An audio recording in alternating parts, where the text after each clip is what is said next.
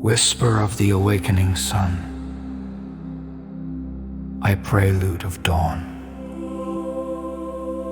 In the heart of the ancient far-gone mountains, where time seemed to pause and the world lay wrapped in a tapestry of serenity, stood a secluded monastery. Its stone walls bore the weight of centuries, moss-covered and whispering tales of devotion and silence. Spring's gentle breath stirred the chilled air and carried the rich scent of pine and earth, mingling with the faint aroma of burning incense. Within these walls, Father Anselm rose before the sun, as he had each day for half a century. He was a man of slight build, marked by the passing of years, yet there was a youthful glimmer in his eye, a testament to the vigor of spirit sustained by faith. In the dim light of his modest chamber, he wrapped himself in his threadbare robe, the coarse fabric brushing against his skin like an old friend. A symphony of silence enveloped him as he made his way through the cloisters, his sandaled feet barely disturbing the slumbering stones. The air was cool and crisp, perfumed with the sweet promise of morning ahead.